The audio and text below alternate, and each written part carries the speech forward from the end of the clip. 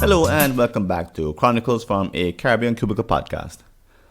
I'm Francis Wade, and here's the article I wrote for the Jamaica Gleaner. It's entitled, Undoing Your Best Work, Anywhere, Anytime. How do you design an inspiring day's work? Is it a matter of luck or chance? Or can it be engineered and turned on like a switch? Let's begin by defining what your ideal workday looks like.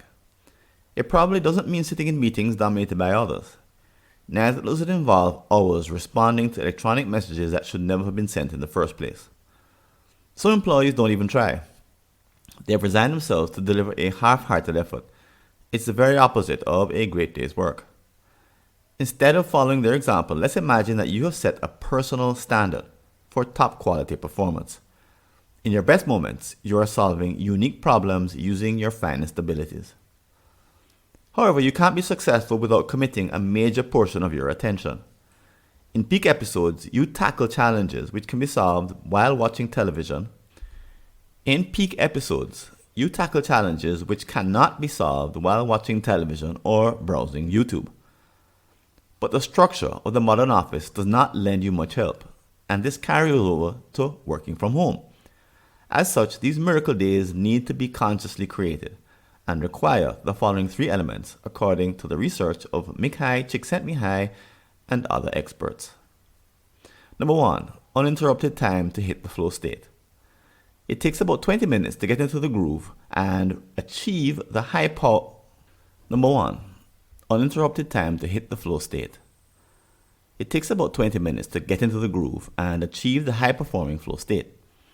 In this mode, time flies as you give a challenging task your complete attention. You have blocked all human, audible, visual, and other interruptions to stop you from staying in a deep problem-solving mode. Here, you are using all the expertise you can muster to create a unique solution. Your mind should also be free of distracting concerns that threaten to take you away.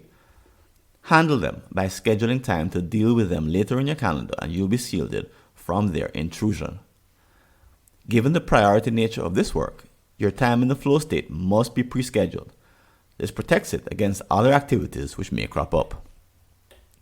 Number 2, condition your environment. Unfortunately, your boss may not agree. Some of the worst managers believe they have a right to impose their priority of the moment on you at a whim, disrupting whatever plans you had. This is often little more than a power play. Over time, you must make it your duty to train your boss to get what he or she wants in a different manner. In other words, there should always be a conversation to discuss the outcome wanted and its priority relative to other commitments.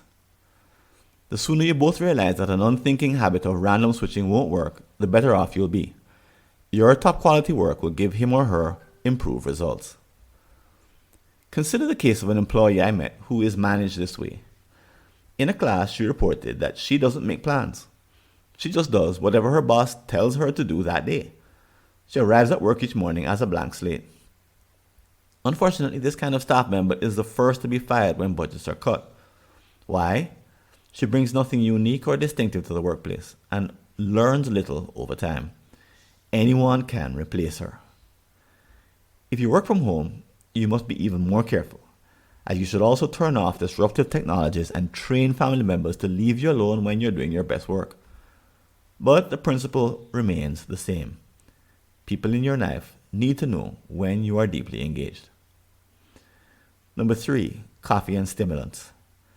I never grew up a coffee drinker and only tried this stuff for the first time a few years ago. After some experimentation, I learned that it helps me do my best work. But there's a caveat. Like many good things in life, it needs to be carefully rationed. As such, I drink only a single cup every 1 to 2 weeks, just when I need to enter the flow state. In these rare instances, it does its job very well, allowing me to continue to focus work for 3 times as long. I'm not addicted, and my body is not accustomed to a daily dose.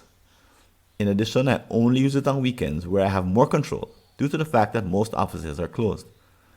This reduces the chance of emergencies and interruptions. COVID-19 hasn't changed the need for us to do great inspiring work, but most agree that a traditional office isn't required. In many cases, it only makes things worse. However, there are principles which you can't violate wherever you pull up your laptop. Customize them for your emerging hybrid situation, and you can be more productive than ever before in any environment.